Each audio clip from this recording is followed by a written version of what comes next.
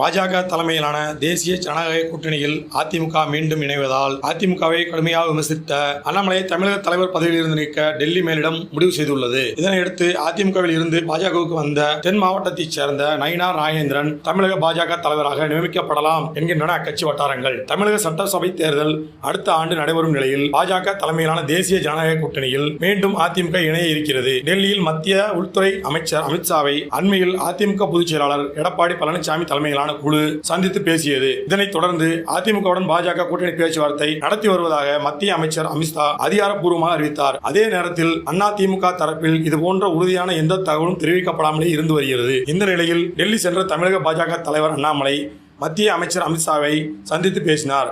அதிமுக மீண்டும் பாஜக கூட்டணியில் இணைவது தொடர்பாக நடைபெற்ற இந்த ஆலோசனையில் தமிழக பாஜக தலைவர் பதவியில் இருந்து அண்ணாமலையை விலக அமித்ஷா கேட்டுக்கொண்டதாக கூறப்படுகிறது.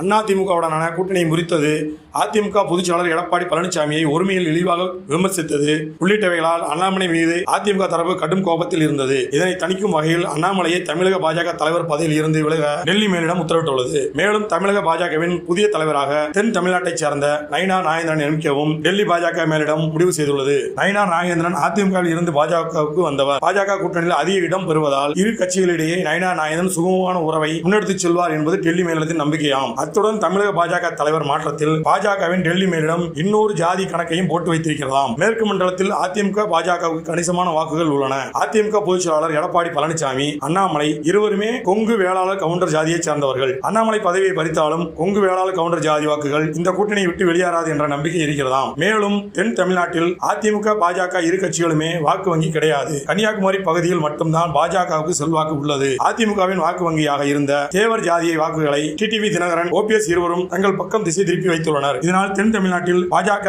டிடிவி தினகரின் அமமுக, ஓபிஎஸ் அதிமுக உள்ளடக்கிய கூட்டணிக்கு பெரும்பான்மை தேவர் ஜாதி வாக்குகள் உறுதி செய்ய வேண்டிய கட்டாயம் இருக்கிறது. இதற்காகவே தென் தமிழ்நாட்டின் தேவர் ஜாதியைச் சேர்ந்த நயினார் நாகேந்திரனை தமிழக பாஜக தலைவராக்குவது எனவும் டெல்லி மேலிடம் முடிவு செய்துவிட்டதாம். இனிவரும் நாட்களில் அண்ணாமலை ராஜினாமா அல்லது நீக்கம், நயினார் நாகேந்திரன் நியமனம் உள்ளிட்ட அதிரடியான அறிவிப்புகள் வெளியாகலாம் என்கின்றன பாஜக வட்டாரங்கள்.